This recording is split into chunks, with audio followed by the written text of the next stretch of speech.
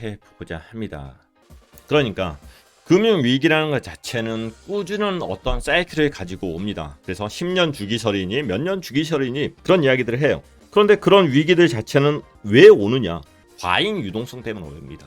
돈을 너무 많이 내놓은 상태에서 그게 시장에다가 돈을 이만큼 넣었다가 그게 시장에서 빠져나가는 그 과정 속에서 이게 버블이 터지는 거예요. 돈이 많이 들어가서 버블이 생기는 거고, 그리고 돈이 빠져나가면서 이 버블이 소멸합니다. 그런데 그런 금융위기 자체를 우리가 어떻게 예측을 할 수 있느냐? 금리 인상으로 예측할 수 있다. 그래서 과거 사이클을 봤었을 때 2008년 금융위기 같은 경우 금리가 여기였는데 쭉 올리다 보니까 여기서 2008년 금융위기가 온 거예요. 버블이란 버블들은 주구장창 만들다가 금리를 올리니까 과잉 유동성이 없어지면서 버블이 터지는 거죠. 버블이 터져버려요. 풍선이 터져버리는. 그리고 2001년 나스닥 IT 버블 붕괴 자체도 결국에는 금리 인상을 하면서 이 버블이 터져버리는 겁니다.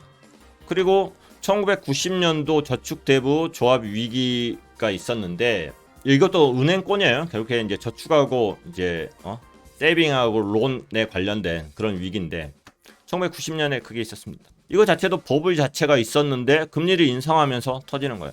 이게 약간의 이제 시간차들이 있는 거지. 시간차들이. 그리고 현재 지금 2008년 금융 위기를 해결하기 위해서 이 위기를 해결하기 위해서 뭘 했습니까? 양적 완화라는 걸 했습니다. 양적 완화. 그리고 양적 완화하면서 돈은 죽어라 찍어냈어. 그것도 모든 나라들이 상상할 수 없는 금액을 찍어냈습니다. 원래 있던 달러의 한 2배를 막 찍어냈으니까. 쭉 여기까지. 그래서 이제 제로금리를 가다가 금리 인상을 했어요. 그리고 나서 코로나 팬데믹이 터졌어. 그리고 돈을 풀었어. 이게 사실은 질병이지, 질병. 아니, 금리 인상해서 질병이 생겨 이 사람은 말 같은 소리를 하시오. 이건 질병이 터져갖고 돈을 많이 푼 거지. 그렇지 않아요. 이게 오지 않았어도 위기는 기다리고 있었습니다. 더 이상 금리 인상을 더 이상 못하는 시기까지 왔어요.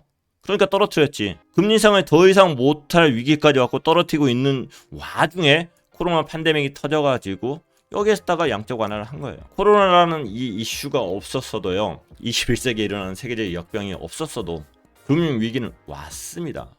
이게 코로나 팬데믹이라는 이걸로 커버가 돼버린 거예요. 커버가. 버블이란 게 있었고 그 버블이 꺼져야 되는 시점인데 코로나 팬데믹에 의해서 이걸 핑계 삼아서 돈을 어마어마하게 찍어내죠. 양적 완화를. 어마어마한 양을 찍어냅니다. 지금 현재가 지금 버넌통화가 한 6조 달러 뭐 그 정도 될 거예요. 어마어마한 양이에요. 여기가 2008년 금융위기 때는 1조 달러가 안 됐었는데 지금 한 6조 달러 정도. 어찌됐든 금리 인상을 이제 또 한답니다. 그러면 금리 인상을 분명히 하고 나서 어느 순간 또 위기가 올 겁니다. 그런데 과연 금리 인상을 몇 번을 할 것인가? 그리고 어느 시점에서 위기가 올지 어떻게 아는가? 금리 인상뿐만 아니라 다른 이슈를 가지고 우리가 또 예측을 해볼 수 있다. 그 이야기를 해보도록 할게요. 우리가 이제 2008년도에 금융위기가 오고 나서 금리 인하 계속하고 양적 완화를 했죠. 제로금리까지 가니까 더 이상 뭐 해줄 게 없네? 통화정책으로? 그래서 양적 완화라는 거 합니다. 전방위적으로. 그리고 나서 우리가 테이퍼링 하고 나서 그 다음에 금리 인상을 시작을 했죠. 그래서 첫 번째 금리 인상을 언제 했습니까? 2015년도 12월 달에. 제가 확인을 할 것은 2014년도 12월 달에 FOMC 회의를 하는데 이 당시 점도표는 어땠을까? 여기 2014년 10월 달에 테이퍼링이 끝났어. 끝난 시점. 끝나고 나서 그러면 끝났으니까 금리 인상 해야지. 그래서 12월 달에 FOMC 회의를 하면서 블라블라 이야기를 했겠죠.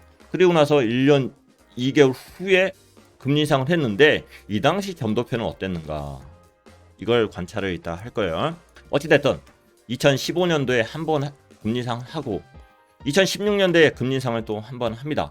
1년 지나고 나서 여기도 12월 달. 그리고 2017년도에 세 번이니까 여기가 세 번이에요.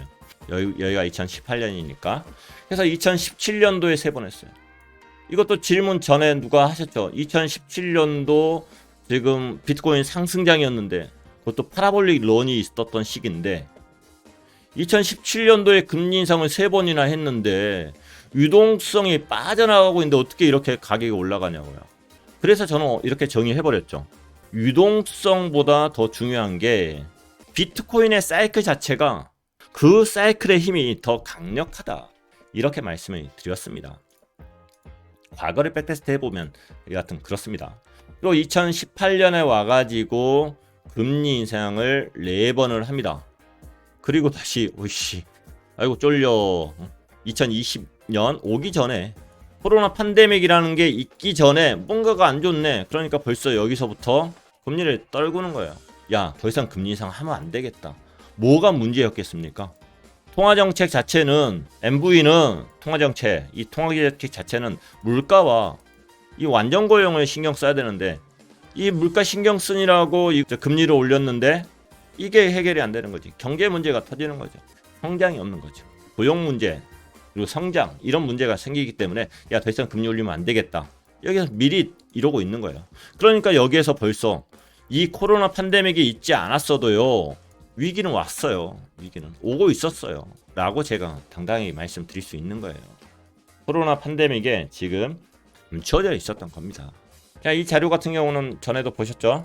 자, 우리는 2014년도에 있어서 10월 달에 테이퍼링 종료가 끝났었고 2015년 12월 달에 첫 번째 금리 인상을 했었다. 그리고 2016년 12월 14일에 두 번째 금리 인상을 했었다. 그리고 2017년도에 3번, 2018년도에 4번 했었다. 어찌됐든 2015년도에 금리 인상 하기 전에 야야야야야 이거 나스닥인데 이거 한국도 아니고 나스닥인데 이렇게 변동성이 그 전에 16% 변동성 그리고 그 이후에 21% 여기서 여기까지 떨어진 거 21% 이만큼 변동성도 사실은 세긴 셌어요. 그런데도 불구하고 비트코인은 어떻게 됐어? 금리 인상 하던 시점이 여긴데 똑같이 12월 15일, 12월 15일 이렇게 쳐오르잖아요. 비트코인 두 번째 반감기가 여기였고 쓱 저점하고 저점을 조금 지나면은 그 다음에 반감기가 있고 쓱 올라간다. 쓱 사이클이 더 강력한 거죠. 그리고 2017년 여기 쉽지는 않았지만은 2017년도에 금리 인상 3번 했는데 비트코인 가격은 그때 어떻게 됐어요? 쓱 파라볼론이 생겼었죠. 그때보다 비트코인이 굉장히 더 무거워졌습니다. 시장의 참여자들도 굉장히 더 복잡해졌고요. 그래서 조금 더 복잡할 수 있어요. 충분히 복잡할 수 있습니다. 하지만은 버블이 아직 안 오지 않았고 강력한 힘들이 세력이나 고래들이 위에 지금 다 묶여 있습니다. 그 단기적으로 하더라도 그 친구들이 빠져나갈 아직 그게 없었어요. 그것은 분명히 올 거예요. 그래서 금리 인상도 중요하지만은 분명히 시장에 있어서 버블이 빠져나가는 위치지만은 비트코인의 4년 사이클의 힘은 더 강력할 것이다 하는 게 개인적인 주장입니다. 자, 그러면은 이건 보셨죠? 우리 점도표 보셨죠? 그래서 12월달 점도표 우리 어떻게 봤습니까? 평균치가 여기니까 지금 현재는 여기 금리가 있는 거고 한 번, 두 번, 세 번 올릴 것이다.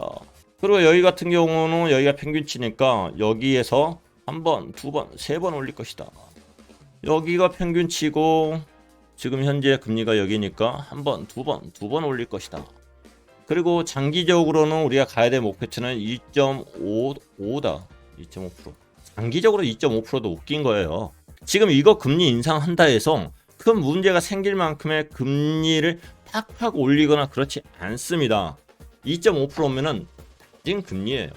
장기적인 것 맞아도. 여기 금리 얼마 하십니까? 2.5%. 2008년 금융위기 있고 나서 여기서 금리를 2015년부터 올리기 시작을 했는데 올릴 수 있는 한계가 얼마다? 2.5%. 목표도 여기야. 쉽지 않다는 거예요. 쉽지 않다.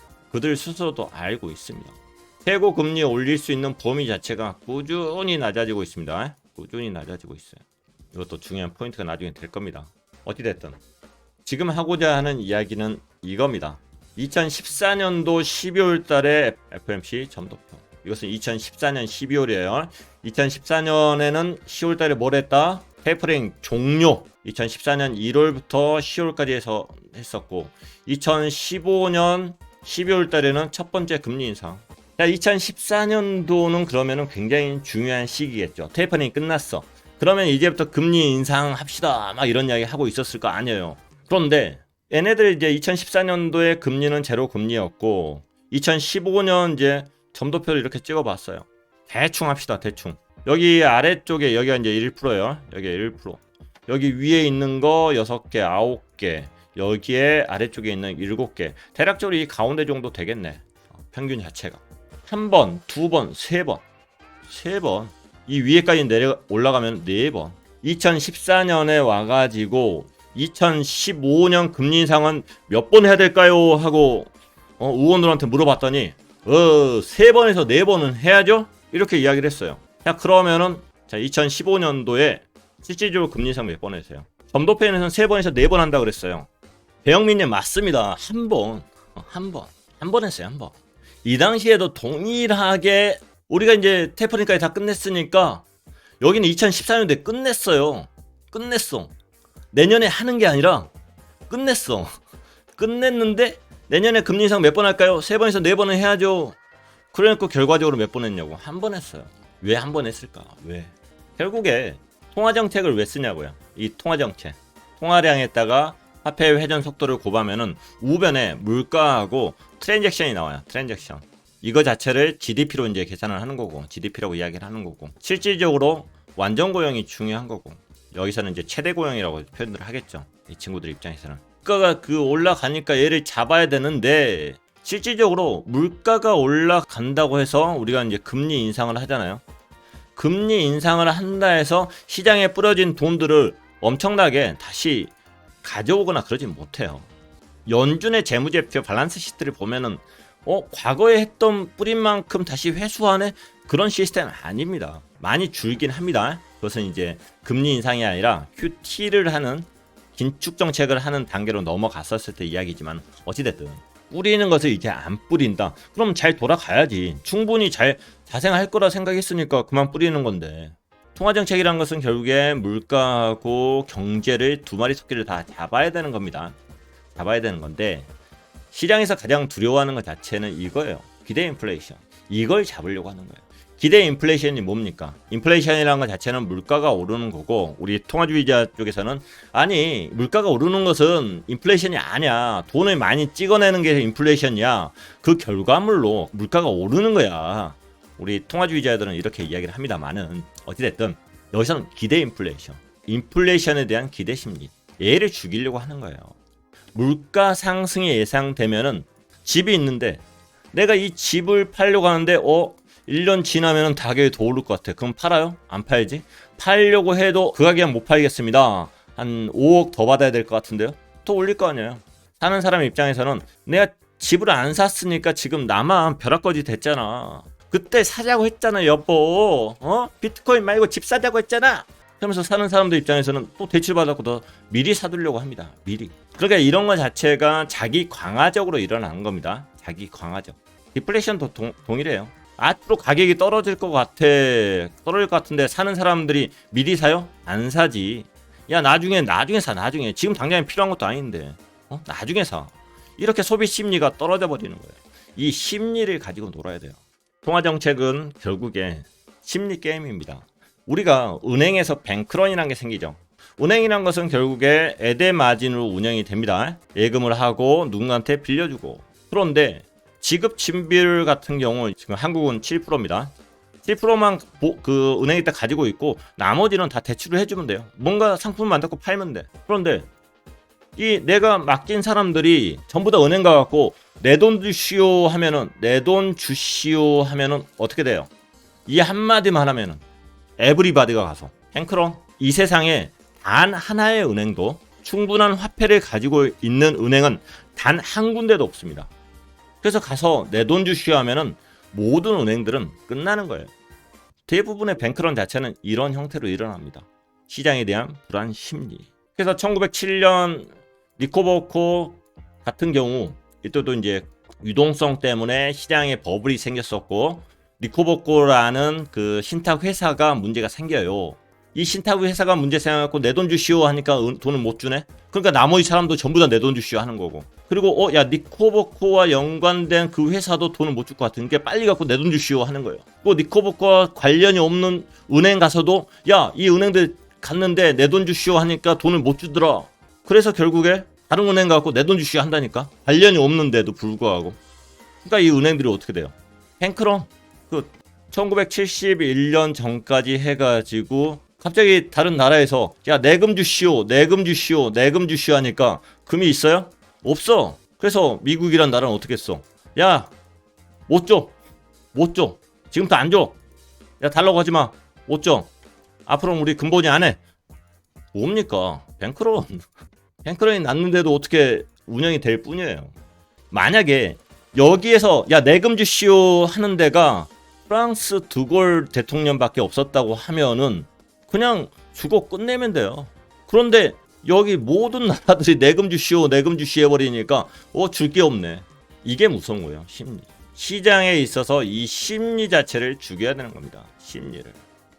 그래서 중요한 것 자체는 통화정책을 씀에 있어서 가장 중요한 것은 이 심리를 기대 심리라는 거 이거 자체를 어떻게 움직일 것인가 그게 중요하다.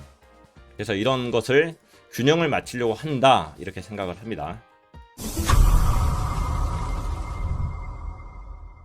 자 여러분 머리 아픈 이야기 합시다. 장단기 금리 역전 현상이라는 게 있어요. 이게 중요해. 장기 금리가 높습니까? 단기 금리가 높습니까? 팡팡이님이 친구가 와가지고 돈이 지금 갑자기 부족해. 내가 내일 줄 테니까 돈 좀 빌려줘. 이거 하고 야 내가 10년 후에 갚을 테니까 돈 좀 빌려줘. 이거 하고 어떤 위험 부담이 많겠어요. 금리가 높다는 것 자체는 위험 부담이 많다는 거죠. 그 위험률만큼 금리를 높게 주는 거지. 10년 만기 금리가 있고 2년 만기 금리가 있다. 그러면은 내가 이 금리가 동일하다고 하면은 10년이 만기될 금리하고 2년 만기 되는 거 금리하고 이게 동일하다고 하면은 내가 굳이 10년 만기 들 필요 있어요? 빨리 만기 채우고 다시 이걸 어디 또 써야지. 기본적으로 금리가 높아야 될 것은 10년 만기 금리가 높아야 되는 겁니다. 그런데 이 금리가 역전이 되었다. 2년짜리 만기 금리가 더 높아졌다. 뭔가 이상한 거죠. 어찌됐든 그런 지표를 하나 가지고 만들었더니 오호 뭐요? 위기 바로 직전에 뭔 일이 생긴다? 금리 역전 현상. 위기 직전에 금리 역전 현상. 위기 직전에 금리 역전 현상. 위기 직전에 금리 역전 현상. 금리 상승은 우리가 얼마만큼 가야 될지 사실은 모릅니다. 첫 번째 금리 상승할 때, 두 번째 금리 상승 때, 세 번째 금리 상승할 때 어디 터질지 몰라. 이것도 사실은 그 깊이는 알 수 없지만은 그 금리 역전 현상이 굉장히 깊지가 않아요. 그리고 어찌됐든 금리 역전 현상이 일어나고 나서 일정한 시간이 지나고 나면 위기가 온다. 일정한 시간이 지나고 나면 위기가 온다. 일정한 시간이 지나고 나면 위기가 온다. 일정한 시간이 지나면 위기가 온다.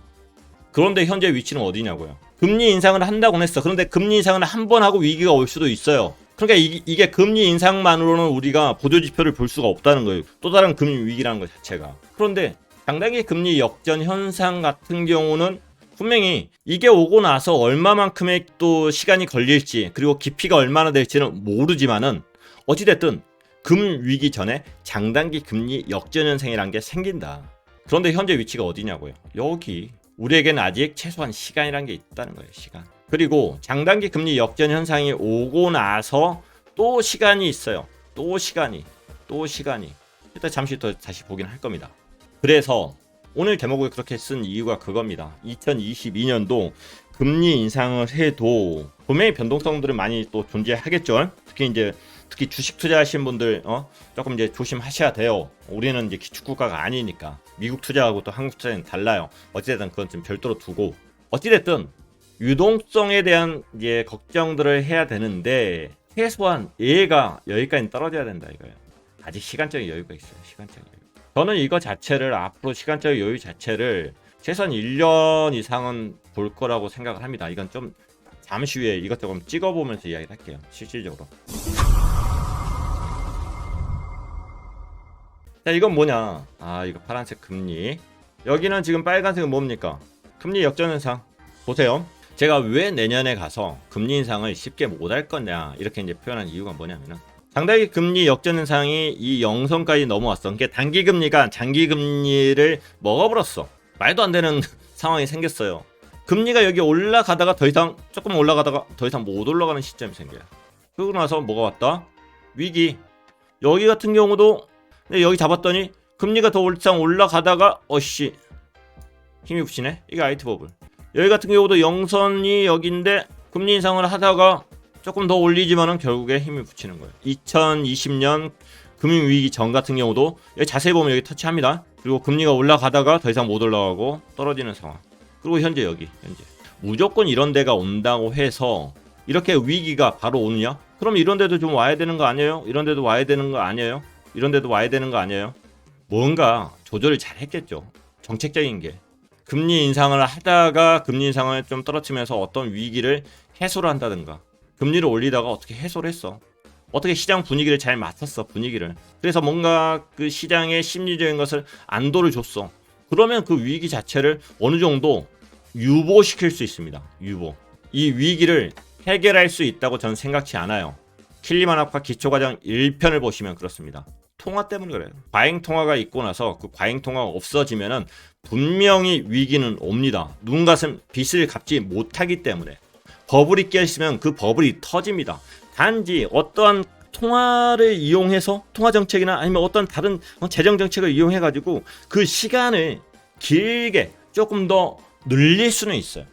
그건 2편에 보시면 됩니다. 시간은 늘릴 수 있을지 모르겠지만 그것은 치유가 아니에요. 그래서 결국에 위기는 오게 돼 있어요. 오게 돼 있어. 오게 돼 있다. 오게 돼 있어요. 시간이 조금 늘어날 수는 있겠죠. 장단기 금리 역전 현상에 있어서 이게 결국에 이 역전 현상, 이상 현상이 일어난다고 하면은 사실은 10년 만기, 나는 돈을 오랫동안 묶여놔야 되니까 2년 만기로 하면은 내가 너 0.6% 주는데 10년 만기는 내가 1.4% 줄게. 10년 만기로 오랫동안 묶여놔니까 이자를 좀 더 줘야 돼요. 국채에 대한 수익률입니다. 수익률, 금리라는 것 자체가 방금 숫자 이야기한 것 자체는 현재 10년 만기 국채 수익률은 1.47 그리고 2년 만기 국채 수익률 자체는 0.68입니다. 그래서 10년 만기가 현재 수익률이 더 높은 게 맞는 거예요. 이것을 우리는 금리라고도 표현한다. 자, 어려운 이야기 빨리 끝내고 갑시다. 10년 만기 국채 금리가 2년 만기 국채 금리를 빼면은 사실 이게 플러스가 나와야 되는데 역전 현상이니까 마이너스가 나온다는 거예요. 마이너스가 나오려면 어떻게 돼야 됩니까? 10년 만기 국채가 이 앞부분에 있는 게 떨어져야죠. 떨어지고 얘는 올라야겠죠. 아니면 뭐 둘 다 오르는데 얘가 더 많이 오르거나. 그런데 이해가 쉽게 하기 위해서 이런 경우로 말씀을 드릴게요. 10년 만기 국채에 대한 수익률 자체가 떨어진다. 앞에 숫자가 떨어진다. 그러면 이건 뭐예요?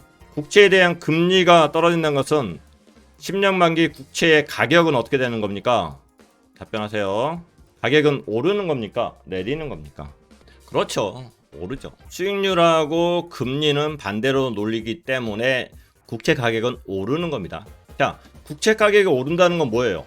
사람들이 국채에 몰리는 거네? 많이 투자를 하니까 국채 가격이 오르겠죠. 국채라는 것 자체는 위험자산이에요? 안전자산이에요? 안전자산이죠. 안전자산에 사람이 많이 몰리는 거예요. 그럼 위험자산에는 안 몰리는 거네? 위험자산이 뭐가 있습니까? 일단 주식. 뭔가가 장기적으로 묶어 놔가지고 투자해야 돼. 그런 거에 대한 비전에 대해서 크게 생각을 못 하는 거야. 그러면서 겨우 1.4% 주는 이자에 만족을 하는 거예요. 뭔가 경제가 안 돌아가는데 무슨 기대 인플레이션이야. 이 사람아. 지금 앞으로 주식 가격이 떨어지는데 무슨 대출을 해. 앞으로 지금 집값 다 떨어지는데 무슨 야야 위험자산 빨리빨리 갚아. 위험자산 다 갚아버리는 거야. 그러니까 안전자산 쪽에 몰리면서 국채 가격은 올라가는 거죠. 국채 가격이 오르니까 수익률은 떨어지는 거고. 이해하시겠죠? 그래서 일상적으로 10년 만기 그 수익률하고 2년 만기 수익률 자체는 그림이 다르게 움직여요. 뭐 전체적인 추세 자체는 비슷하다고 뭐 이야기는 하실 수 있을지는 모르겠지만은 그림은 다르게 움직입니다. 보실래요? 얘가 10년 만기 얘가 뭔가 그림이 이래요. 뭔지 모르겠는데 일단 10년 만기 국채 수익률이 이래. 2년 만기 뭐야? 얘는 이렇게 오르네? 그림이 좀 달리 움직인다. 이렇게 보시면 될 것 같습니다. 자, 이거가 아까 이제 봤던 우리 명목 금리 그리고 이게 2년 만기 국채 수익률. 이 2년 만기 국채 수익률하고 금리하고 차트를 겹쳐봤어요. 이게 파란색이 2년 만기 국채 수익률, 빨간색이 우리 명목 금리. 근데 뭔가 다 비슷하게 움직이죠. 약간의 시차는 있지만은 좀 비슷한 느낌이 들죠. 그래서 단기적인 국채에 대한 수익률하고 금리하고는 거의 커플링 된다. 이렇게 생각을 하시면 될 것 같고요. 이거 같은 경우는 10년 만기 10년 만기 국채에 대한 수익률, 여기에다가 명목금리를 해봤어. 얘가 10년 만기, 빨간색이 명목금리. 뭔가 따로 놀죠. 얘는 따로 놀아. 그래서 얘는 뭔가 시장에 대한 기대 심리를 내포하고 있는 게 장기 금리 쪽이에요. 10년 동안 돈을 묶어 놓을 수 있다? 뭔가 이제 장기적인 투자를 생각을 해봐야 되는데, 시장에 대한 인플레이션이 더 강하다, 다른 데 투자할 게 있다? 그러면은 국채에다가 투자를 안 하죠. 그럴 때는 수익률 자체는 올라가는 거고. 이 둘이는 조금 따로 노는 느낌들이 있는데, 10년 만기 좀 장기적인 수익률 자체가 시장에 대한 어떤 기대 심리가 반영되어 있다. 그래서 긍정적이든 부정적이든 그런 부분들을 체크할 수 있는 거고, 단기적인 것 자체가 명목금리를 좀 많이 반영을 한다, 이렇게 생각을 하시면 됩니다.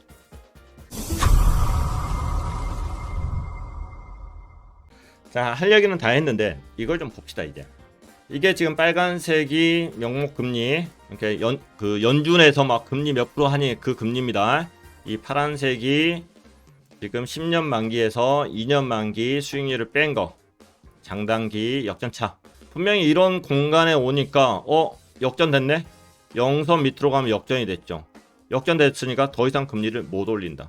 막 오차도 있고 막 그러겠죠. 어찌됐든 이런 게 추세입니다. 추세. 그리고 여기서도 어떻게 시장을 커버했지만은 여기 영선 밑으로 또 내려오고 나서 더 이상 금리를 못 올리더라. 또 여기서도 영선 밑으로 내려가고 나서 더 이상 금리를 못 올리더라. 여기서도 영선 밑으로 올라가고 나서 더 이상 금리를 못 올리더라. 이 부분 살짝만 더 확대해서 볼게요. 여기 총 9번의 금리를 올렸다고 말씀드렸죠. 아까 우리가 공부했던 2015년 12월, 2016년 12월, 2017년에 3번, 2018년에 4번 금리 상을 했습니다. 그런데 장단기 금리 역전차가 생기고 나서 사실은 그 이전부터 금리가 떨어지긴 했어요. 이걸 보고 나서 이게 있을 때, 이렇게 장단기 금리 역전차가 있었을 때 코로나 팬데믹이 이렇게까지 갈지 알았냐고요? 몰랐죠. 물론 코로나 때문에 여기서부터 그 팬데믹 선언을 하기 전부터 좀 이제 블라블라가 있었겠죠. 안 좋은 것도 있고. 근데 코로나 이전에도 이 상황이었습니다. 몇 월부터 됐는지 잘 모르겠는데 어찌됐든 역전차까지 안 가더라도 거의 근처까지 왔다는 거예요. 여기까지 0의 근처까지 왔다는 것 자체는 10년 만기 국채에 대한 수익률하고 2년 만기 국채 수익률이 거의 비슷한 거예요. 거의. 여기까지 오고 나서 어찌됐든 위기가 올 거라는 것을 알 수가 있었. 이런 게 있고 나서 위기는 항상 왔으니까. 매번 100%라고 표현을 안 하겠습니다만은 거의 다 왔습니다. 위기가. 결국에 통화정책이든 재정정책이든 그 균형을 맞추려고 할 겁니다. 물가와 고용에 대한 그 균형을 맞추려고 하는데 그게 잘 이루어질 수 있어. 그런데 그게 해결이 아니에요. 절대. 시간을 벌 뿐입니다. 시간을. 그런데 여기서 지금 하고자 하는 이야기는 뭡니까? 길리마니가 하고 싶은 이야기는 지금 현재 위치는 여기라는 거예요. 여기.